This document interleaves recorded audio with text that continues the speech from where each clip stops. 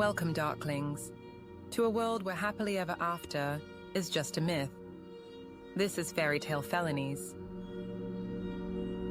We create fairy tales stitched from true crime, facts at the core, fiction at the edges, each tale peeling back the velvet to reveal the darker patterns of human nature. This is the tale of Timothy McCoy, the very first victim of John Wayne Gacy. Come closer, my friends. I have a story to tell. A terrible story about a boy who learned that some promises are not to be kept. Once upon a time, in a land of shimmering corn and the ghosts of pioneer dreams, there was a boy named Timothy. He was Nebraska through and through, skin baked by prairie sun, eyes stretched wide like the endless sky. Sometimes when he laughed, his face crinkled up like a secret map, shadowed by lashes as soft as spider legs. He was the kind of boy who believed in handshakes and honesty, a doomed, glorious relic from another era. Christmas of '71 found him escaping to Michigan for a family visit. It was a cold, white land where snowflakes coated his hair, turning it into icy moonlight. His Super 8 camera hummed, a tiny buzzing god, capturing flickers of light and laughter. Girls, all glitter and whisper, with eyes like emeralds and lips like cherries, flitted around him like dragonflies. Christmas morning came. He was gifted a 4-day belt buckle. It was cold like old coins, heavy as memory. He clasped it on, a promise against his skin, and wore it down the crooked path he was about to take. 1972 came, offering the hopes and promises of a new year. Timothy said goodbye to the faces he loved, their smiles warm and their faces red in the winter chill. The highway bus dragged him across the country, delivering him to Chicago's glittering bones. Gray towers rising like tombstones, neon bleeding into the gutters. It was a fleeting stop before the long, humming road would finally carry him back home to Nebraska. When he hit Chicago, the city exploded around him, neon slicing the air, noise like broken glass, and a stench of exhaust laced with something metallic. Something wrong, like blood in the back of the throat. It was a city built on a foundation of lies and blood. The bus wouldn't come until dawn, so he roamed the terminal's bright halls. That's when he saw him, a man lit in neon, a clown. A nightmare in a cheap suit, with eyes that didn't quite crinkle when he smiled. The clown offered a promise of a shortcut through the bewildering maze of the city. Timothy, still tuned to the honesty of the plains, missed the rot coiled beneath the glass, like maggots in a candied apple. He went with the clown, as if sleepwalking through a dream stitched in grease paint and static. The clown's wrist danced, and the city blinked awake, its night vision a kaleidoscope of secrets, sharp edges, and whispered sins. Twinkling lights bloomed like iridescent insects, while the shadows stretched long and soft, draping over Chicago's stark, desolate gray.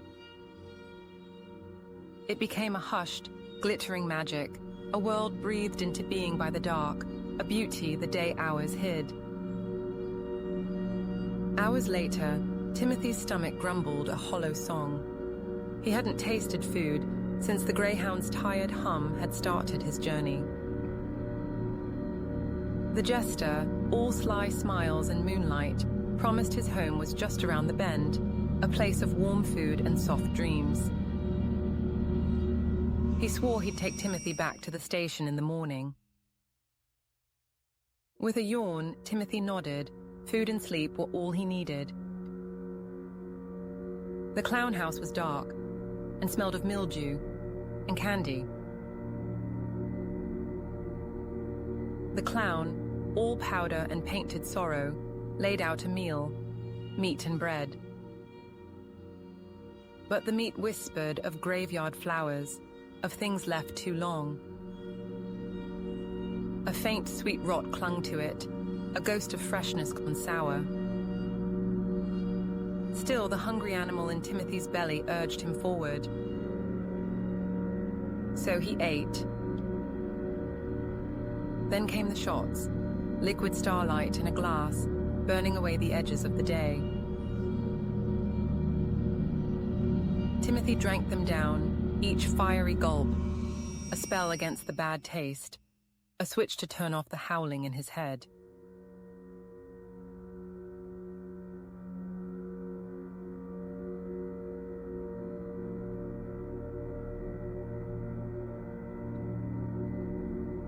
He felt himself slipping into sleep like a body into warm blood, the need thick and narcotic, velvet-lined and humming with ghosts. The kind of deep narcotic sleep, that leads to nothing good. A sigh, dry and rustling like ancient bones, slipped past the clown's painted mouth. He raised a gloved hand and pointed to the quiet space that waited for Timothy. Then, like a dream dissolving at dawn, he was gone, back into his own shadowy room. Timothy collapsed into the bed's unforgiving embrace and vanished into sleep like a body sinking beneath cold earth. He woke to a vivid sunrise, a wounded eye peeping through the slats of the blinds, painting the room in bruises and red velvet. The thick film of sleep lifted like a morning mist, and he floated into the kitchen, a ghost seeking water. His gaze drifted to the clown's bedroom, and a jolt went through him. The clown sat on the edge of the bed, a still, pale statue, staring. Not at the wall, not at the floor, but at him. He drifted closer, reaching the doorway, his lips parting to offer a polite greeting. But then he saw it. His greyhound ticket, a flimsy rectangle of paper, lay on the rumpled sheets beside the clown. It had been safe in his pocket, a secret map to escape, and now it was no longer his. The clown's lips curled into a grim smile, sharp and silver, like moonlight slicing through a black sky. "I think," the clown said, "you should stay a little longer." Timothy lunged. His hand, a frantic bird, shot out for the ticket, that thin paper a shield against this place. All he craved was the open road, the endless ribbon of asphalt, unspooling away from this city of sweet, deceptive rot. He just wanted home. He wanted the clean, honest dirt under his bare feet, wanted to hear the metallic twang of his dad's guitar, a low, sweet wail laying like a spell from the porch. The night before, he had seen the clown, a lumbering, wheezing mass, puffing like a dying engine after a few steps. He'd counted on his own youth, the quick pulse in his veins, to escape this funhouse of fear. But then, the clown was a blur. It didn't lumber. It was a sprite, a thing of lightning and shadow, leaping from the bed with a terrible grace.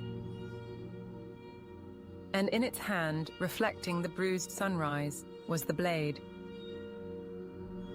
The same knife, fat and gleaming, that had sliced the rotten meat.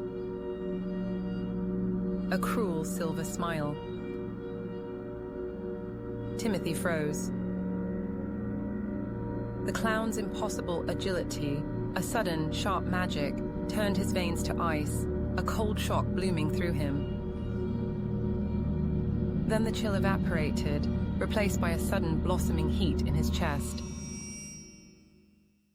He looked down and saw it, a red flower unfurling on his shirt, and a blur of silver as the blade danced, ferocious and quick. His gaze snapped up to the clown, whose smile was a menacing scarlet, painted with the splatters of Timothy's blood. Tears traced burning paths down Timothy's cheeks. As the final truth settled in, he would never again feel Nebraska's soil beneath his feet. He collapsed, breath hitching in broken whispers, thin, scattered, and already halfway gone. The clown came after, a shadow stitched into sunlight, its blade spinning, a silver spell of violence and grace.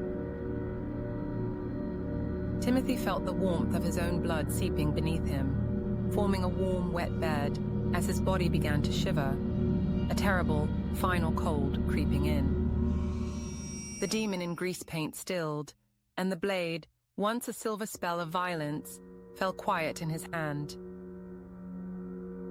He stood over Timothy, a look of pure ecstasy, of terrible glee, blooming on his face.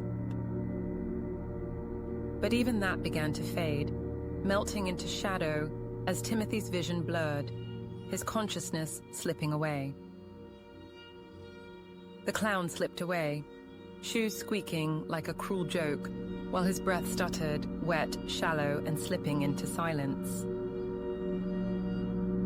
Then the blackness came, complete and absolute. And so Timothy died, unhappily ever after.